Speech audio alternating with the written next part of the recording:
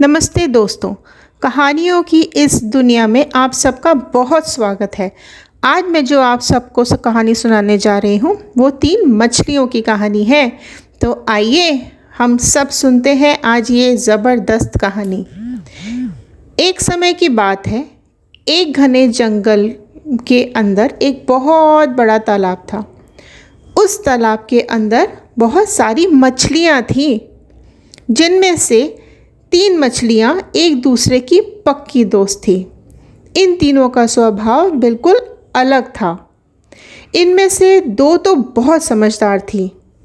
पहली मछली संकट आने पर पहले ही अपना बचाव करने के बारे में सोच लेती थी। दूसरी मछली संकट आने पर जल्दी से अपनी सुरक्षा कर लेती थी, जबकि तीसरी मछली वो सब कुछ भाग्य पे छोड़ देती थी। तीसरी मछली कहती कि अगर भाग्य में संकट होगा तो हम कुछ भी नहीं कर सकते हैं, और अगर भाग्य में नहीं होगा तो कोई भी हमारा कुछ नहीं बिगाड़ सकता है। एक दिन रास्ते से गुजरते हुए कुछ मछुआरों ने उस तालाब को देखा।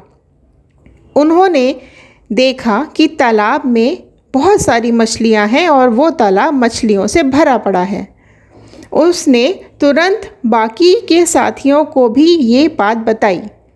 मछुआरे और उसके साथियों ने अगली सुबह यहाँ आने और मछलियों को पकड़ने का फैसला किया। लेकिन पहली मछली ने उनकी सारी बातें सुन ली थी। उसने तुरंत तालाब में रहने वाली सारी मछलियों को इकट्ठा किया और सारी बातें बता दी। वह बोली, हो सकता है कि कल मछुआरे आकर हमें जाल में पकड़कर यहाँ से ले जाएं। उससे पहले हमें ये जगह छोड़ देनी चाहिए।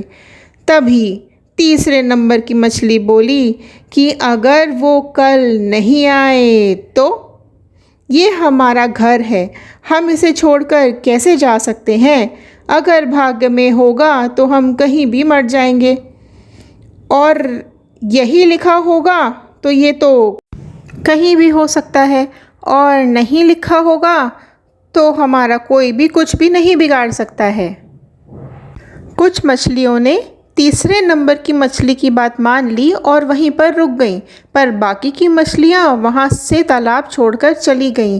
अगले दिन मछुआरे आए और जाल डाला।